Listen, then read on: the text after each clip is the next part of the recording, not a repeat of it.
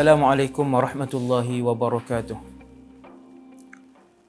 A'udzu billahi minasyaitonir rajim.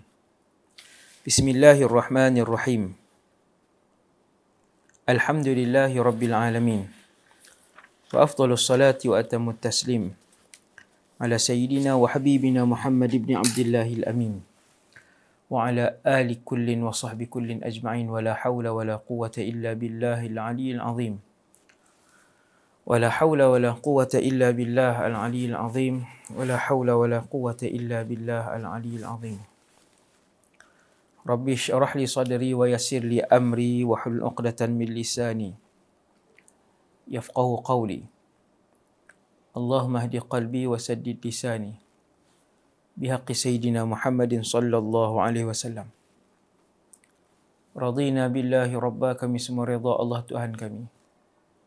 Wabil Islami dina, kami semua redha Islam cara hidup kami. Wabi Muhammadin Rasulah, dan kami semua redha bahawa Muhammad seorang Rasul. Alhamdulillah, kita menggunakan buku 65 Kehidupan Sahabat radhiyallahu anhum yang ditulis oleh Fadilatul Doktor Abdul Rahman Ra'fat Al-Basha rahimahullah. Nafa'ana Allahu bihi wa bi'ulumihi wa bikum fid daraini amin. Jadi buku dia yang ni, dalam buku ni ada 65 orang sahabat Rasulullah sallallahu alaihi wasallam dari kalangan 100,000 lebih sahabat Nabi. Ramai sahabat Nabi. Kalau sehari kita baca seorang, setahun kita baru mengenali 360 orang sahabat. 10 tahun, 3,650. Sahabat ada 100,000 lebih. Ramai yang kita tak kenal. Dan setiap orang sahabat daripada 1,000 ni, semua hebat.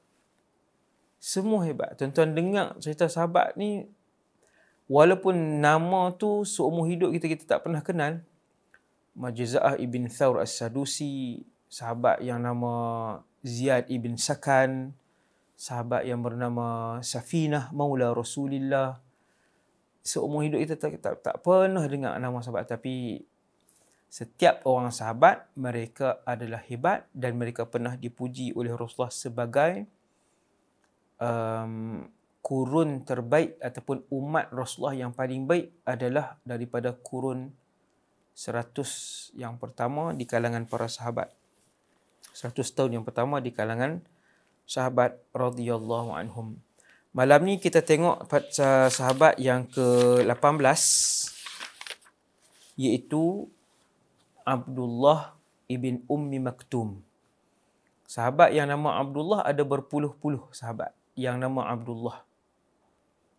Yang paling terkenal Abdullah bin Umar, Abdullah bin Mas'ud, Abdullah bin Abbas, Abdullah bin Zubair, Abdullah bin Amr, Abdullah bin Ummi Maktum, Abdullah bin Anis, dan berpuluh-puluh yang lain lah sahabat yang nama Abdullah.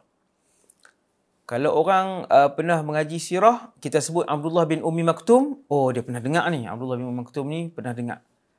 Iaitu seorang sahabat yang buta. No? Dia nama asalnya Abdullah bin Qais ibn Zaidah. Abdullah bin Qais. Tetapi disebabkan Abdullah terlalu ramai, maka mereka binkan dia dengan gelaran ibunya. Ummu Maktum tu gelaran ibu beliau. Maksud Ummu Maktum ialah ibu kepada seorang yang buta. Maktum, seorang yang buta. Ummu Maktum, ibu kepada seorang yang buta. Siapa yang buta tu? Abdullah, anak dia. Anak dia buta. Dilahirkan dalam keadaan buta. Abdullah ibn Ummi Maktum adalah seorang sahabat Nabi yang dilahirkan dalam keadaan buta. Ibunya bernama Atikah bintu Abdillah. Atikah binti Abdillah. Jadi, kalau sebut Abdullah, ramai sahabat Nabi. Berpuluh-puluh orang nama Abdullah. Tapi kalau sebut Abdullah ibn Ummi Maktum, seorang ni saja. Dia dibinkan kepada gelaran ibu dia. Radhiyallahu anhumah. satu keluarga yang hebat, mencintai Islam, kesemua mereka adalah Islam. Dan Abdullah bin Ummi Maktum ini seorang sahabat yang besar, bukan sahabat yang kecil. Sahabat tak ada pangkat, tapi sahabat ada yang sangat terkenal dan sangat awal keislaman, yang masuk awal Islam, yang terkenal, jasa banyak dengan Rasulullah dan Islam. Ini orang panggil kibarus sahabah, sahabat-sahabat kanan Nabi. Abdullah ibn Ummi Maktum adalah sahabat kanan Rasulullah sallallahu alaihi wasallam, yang malam ni kita akan dengar secara ringkas riwayat hidup beliau radhiyallahu anhu. Kenapa beliau ni adalah orang kanan? Yang pertama, yang membuatkan Abdullah bin Ummi Maktum ni jadi sangat terkenal ialah ada 16 ayat Quran turun disebabkan beliau. 16 ayat Quran. Tuan-tuan boleh buka lepas ni daripada juzuk 30 surah Abasa. Bismillahirrahmanirrahim. Abasa wa tawalla. Telah berpaling dan bermasam muka. Muhammad itu. An ja'ahul a'ma. Apabila dia didatangi oleh seorang buta. Siapa buta dalam ayat Quran tersebut? Abdullah ibn Ummi Maktum. Ni tak ada khilaf. Yang ni tak ada khilaf. Kesemua ulama-ulama tafsir bagi tahu ayat ini turun berkaitan dengan peristiwa yang berlaku yang kita akan dengar sekarang ni. Okey, sebelum tu Abdullah bin Ummi Maktum ni juga dia adalah sepupu kepada Khadijah bintu Khuwailid. Khadijah isteri Nabi yang pertama, yang paling Nabi sayang. Khadijah ni ada sepupu belah mak dia. Sepupu ni nama Abdullah bin Ummi Maktum.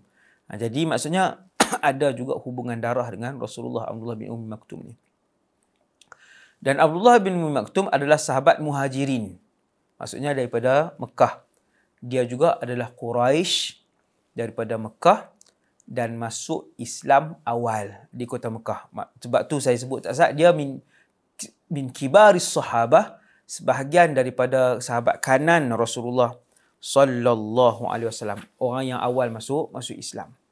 Kemudian ketika di Mekah, 13 tahun Nabi berdakwah di Mekah, adalah satu zaman yang sangat mencabar. Tak ada semayang Jumaat, tak ada semayang berjamaah di masjid. Nabi tak boleh adakan ceramah dan dakwah secara terbuka. Siapa sahaja yang diketahui Islam menyokong dakwah, mereka ini akan ditangkap, diseksa dan sebahagiannya dibunuh. Seperti yang diseksa seperti Bilal, yang tuan-tuan dengar cerita Bilal kena seksa tu, semua tu di fasa dakwah Nabi yang sangat mencabar di Mekah selama 13 tahun. Abdullah bin Ummi Maktum radhiyallahu anhu juga tidak terlepas daripada ancaman, kutukan dan juga siksaan yang dikenakan, tekanan daripada orang-orang Quraisy dan juga kerajaan Mekah. Tapi dia walaupun dilahirkan dalam keadaan buta daripada kecil buta, tapi Masya Allah pegangan dia dengan Islam sangatlah kuat. Satu hari, ni cerita kenapa Quran turun kepada Abdullah ibn Ummi Maktum, berkaitan Abdullah ibn Ummi Maktum. Satu hari, Nabi dapat satu peluang yang sangat besar, yang sangat susah untuk dapat. Apa dia? Pemimpin-pemimpin kanan Quraisy seramai beberapa orang, antaranya Utbah ibn Rabi'ah, Syaibah ibn Rabi'ah, Amr ibn Hisham ataupun yang dikenali sebagai Abu Jahal, Al-Walid ibn Al-Mughirah, Al-Abbas ibn Abdul Muttalib, ponakan Nabi sendiri. Beberapa orang pemimpin besar Quraisy ni Nabi ajak untuk mai dengar. Tentang untuk pengetahuan tuan-tuan semua, Nabi berdakwah di Mekah tak dibenarkan berdakwah dan berdakwah secara terang-terangan sebab akan disiksa atau dibunuh. Dan kebanyakan orang Quraisy kalau lalu tepi orang Islam, mereka akan tutup telinga untuk tidak mendengar apa yang dibaca oleh Nabi, apa yang didakwah oleh Rasulullah. Itulah yang dipesan kepada semua anak beranak mereka di Quraisy, mereka di Mekah ni. Dan kalau orang luar mai, mereka akan pesan, jaga tukang sihir nama Muhammad, jangan dengar dia cakap apa, jaga penyair, jaga tukang tilik nama Muhammad. Macam-macam mereka tuduh Nabi. Kemudian Satu hari Nabi dapat satu peluang yang besar, iaitu Nabi panggil pemimpin besar ni dan mereka setuju untuk mai. Dan mereka dah mai pun dalam rumah Nabi. Tuan-tuan, Amr bin Hisham, Abu Jahal, Al-Walid ibn Mughirah, ayah Sayyidina Khalid. Khalid ibn Al-Walid ibn Al-Mughirah. No? Khalid Al-Walid masuk Islam, ayah dia tak masuk Islam. Kemudian Utbah bin Rabi'ah, Syaibah bin Rabi'ah. Ni pemimpin-pemimpin kanan ni setuju Nabi ajak satu hari dan mereka setuju untuk mai. Tuan-tuan, saya nak bagi tuan-tuan nampak keadaan yang akan berlaku ni apa? Situasi yang akan berlaku pada hari itu tu macam mana? Iaitu bila Nabi panggil satu suasana yang agak susah, peluang yang itulah satu-satunya peluang pertama dan terakhir selama berapa belas tahun Nabi berdakwah di kota Mekah. Nabi dipersetujui oleh pemimpin tertinggi Quraisy untuk mereka mai dan dengar dakwah Nabi. Ketika Nabi sedang bercakap kepada pemimpin tertinggi, inilah tuan-tuan, waktu tu datanglah Abdullah ibn Ummi Maktum. Abdullah bin Ummi Maktum ni dia tak nampak. Dia buta. Bila orang yang tak nampak buta ni, dia ada tongkat, dia mai Rasulullah. Assalamualaikum ya Rasulullah. Assalamualaikum wahai pesuruh Allah. Seandainya dia melihat, kalau dia adalah orang yang melihat, sahabat yang boleh melihat, dia tengok, oi, Nabi ada tetamu besar ni, tak apa, nanti mai lain. Tapi dia tak nampak, dia pun mai, Assalamualaikum ya Rasulullah, Assalamualaikum ya Rasulullah. Wahai Rasulullah, tolong bagi tahu kat aku hari ini apa yang Allah turunkan. Wahai Rasulullah, ajaklah benda baru hari ini tentang Islam. Dia duduk, Abdullah bin Maktum mai. Nabi ketika itu, situasi, tuan-tuan boleh bayang tadi, situasi yang sangat orang kata susah nak dapat situasi itu. Nabi pun tengok Abdullah bin Maktum mai. Nabi buat muka sini. Nabi buat muka. Macam tu. Itu yang bermaksud abasa, dia telah bermasam muka. Siapa yang sebut dia telah bermasam muka? Rabbul Alamin Jalla Jalaluhu. Allah Subhanahu Wa Ta'ala menegur Nabi sallallahu alaihi wasallam. Bila Nabi tengok Abdullah bin Maktum mai, Nabi duduk dalam satu situasi yang sangat susah nak dapat situasi ni. Nabi pun buat macam tu. Macam tu. Nabi kecewa, macam Nabi tak berapa. Kenapa mai waktu lah? Kan banyak masa, 24 jam sehari. Nabi tak pernah tolak tetamu. Tapi waktu tu Nabi ada orang kata apa, mad'u yang sangat besar dan penting untuk dakwah Mekah. Tiba-tiba Abdullah bin Maktum, satu orang miskin, satu orang buta, sahabat Nabi mai macam tak kena waktu kan. Maka Nabi pun tak layan lagi Abdullah bin Maktum, Nabi habiskan dakwah dia. Tuan-tuan, Nabi habiskan dakwah dia. Bukan Nabi buat apa pun. Nabi habiskan dakwah Rasulullah SAW. Nabi pun terus bercakap apa semua. Akhirnya selesai dakwah Nabi kepada beberapa orang kepala besar Quraisy ni. Dan mereka pun balik. Nabi pun seronok. Nabi pun puas hati. Kemudian Nabi pun nak berjalan balik ke rumah dia. Tiba-tiba Nabi terasa satu hentakan daripada atas langit. Kena kepala Nabi. Bukannya ketuk kepala, maksudnya macam satu benda berat mai hempap Nabi, mai hempap daripada atas. Nabi pun berasa gelap pandangan dia. Nabi rasa gelap. Rupa-rupanya wahyu yang turun itu adalah teguran daripada 7 petala langit. Surah Abasa, 16 ayat tegur Nabi. Abasa wa tawalla. Dia iaitu Muhammad telah bermasam muka dan berpaling mukanya daripada seorang yang datang. An ja'ahul a'ma. Apabila Muhammad dia tangis oleh seorang yang buta. Wa ma yudrika la'allahu yazzakka. Allah Ta'ala tegur Nabi 16 ayat. Wahai Muhammad, yang datang kepada kamu tu Islam. Yang minta untuk kamu bagi nasihat tu Islam, wahai Muhammad. Dia dah Islam dah. Sepatutnya kamu layan dia sebab dia dah Islam. Allah dah bagi hidayah kat dia. Dan orang yang kamu utamakan tadi ni, 4-5 orang tu walaupun pemimpin besar, mereka belum Islam, wahai Muhammad. Kenapa kamu dahulukan orang yang belum Islam, yang tak ada hidayah? Kemungkinan mereka ni tak ambil pun apa yang kamu terangkan. Wahai Muhammad, kemungkinan beberapa orang pemimpin terbesar yang kamu dakwah ni, mereka tak ambil pun dakwah kamu, wahai Muhammad. Allah tegur Nabi. Panjang lebar Allah tegur Nabi SAW. Nabi pun waktu tu terduduk dengan teguran daripada langit. Nabi redha. Nabi terima dengan teguran daripada Allah SWT. Tak ada tuan, tak ada nak dendam, tak ada tuan. Ini sifat Rasulullah. Apa berlaku lepas tu? Nabi SAW pun jumpa dengan Abdullah ibn Ummi Maktum. Nabi bermula daripada hari itu, kata para sahabat, kami melihat Nabi sangat memuliakan Abdullah ibn Ummi Maktum. Tuan-tuan, Quran turun. Menyebelahi Abdullah ibn Ummi Maktum. Bukanlah Nabi berdosa, tetapi Allah mengangkat darjat Abdullah ibn Ummi Maktum. Besar ni tuan, besar benda ni. Bermula daripada tu kami dapat melihat betapa Rasulullah memuliakan Abdullah ibn... Bukan sebelum tu Nabi tak memuliakan Abdullah ibn Maktum. Nabi satu orang yang memuliakan semua orang. Nanti ada kisah kita akan tengok bagaimana Rasulullah sangat memuliakan seluruh sahabat. Cumanya lepas turun ayat ni lagi kalau Abdullah bin Ummi Maktum Nabi nampak beza. Betapa Nabi gembira, Nabi akan tanya khabar, kata para ulama sirah. Nabi tanya khabar yang lebih kepada Abdullah bin Maktum. Nabi subhanallah. Tidak hairanlah kenapa Nabi bertindak demikian, kerana 16 ayat Quran diturunkan ke atas Rasulullah menegur Nabi SAW berkaitan dengan seorang sahabat yang sangat terkenal, Abdullah ibn Ummi Maktum.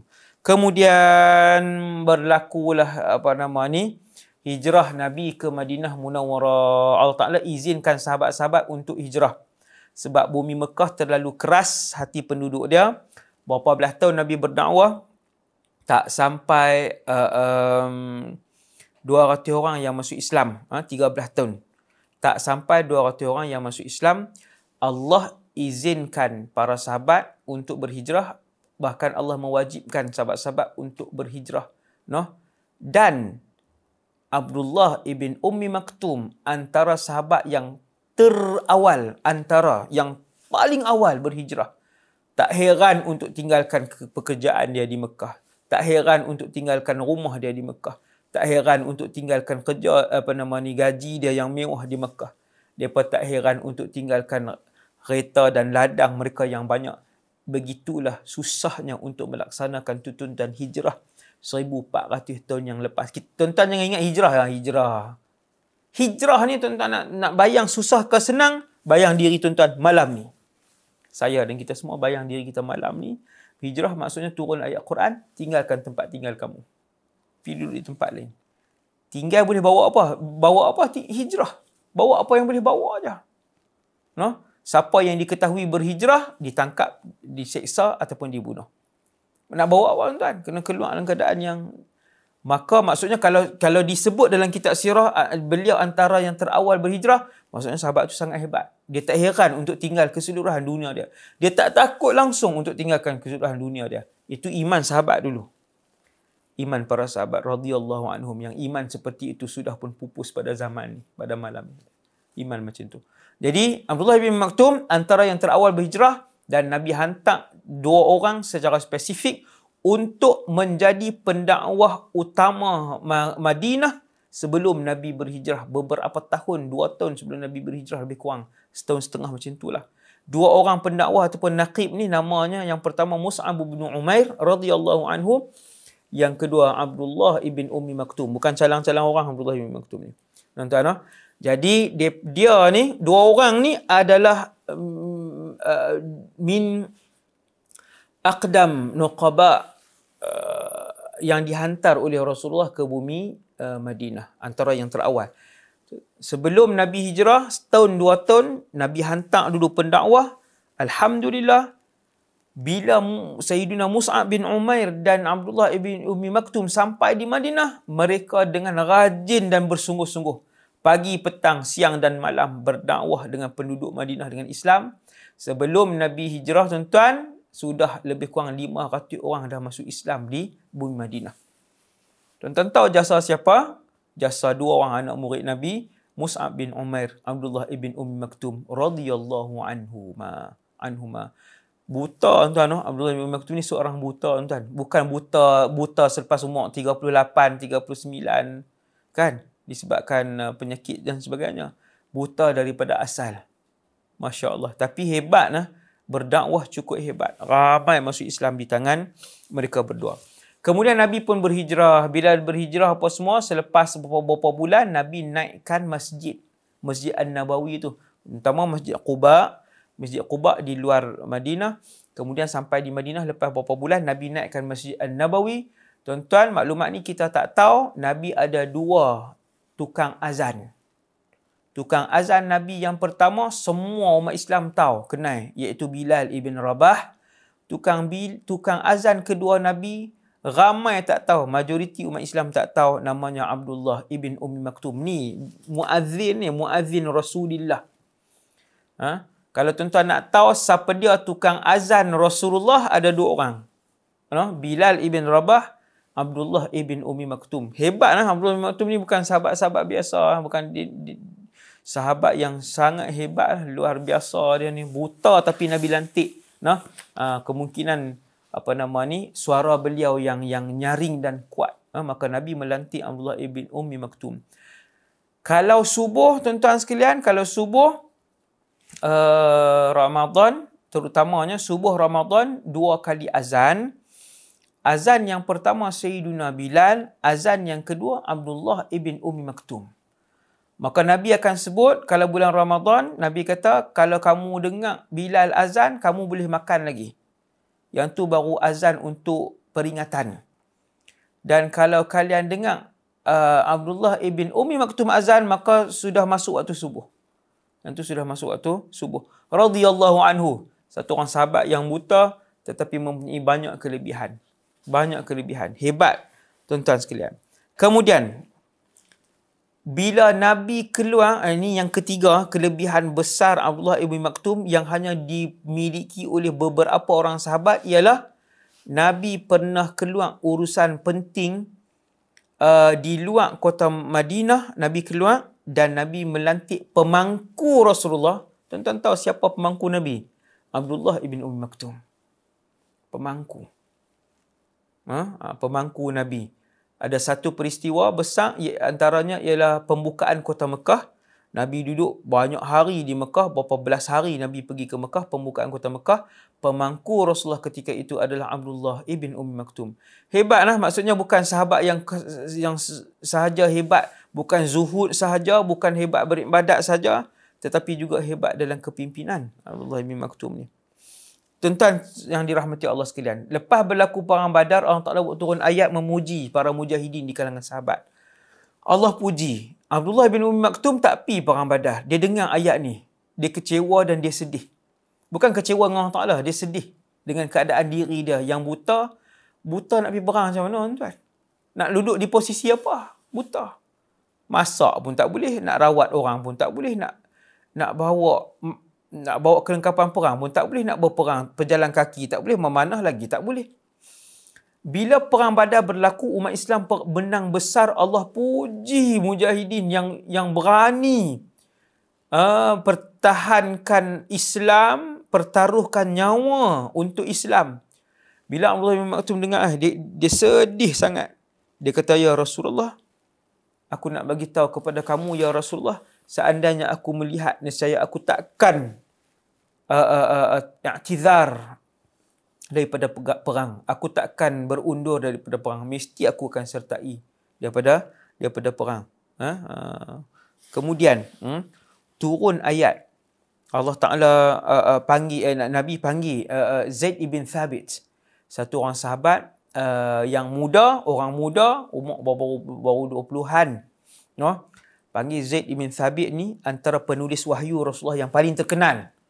5 penulis wahyu yang paling terkenal, antaranya Zaid ibn Thabit.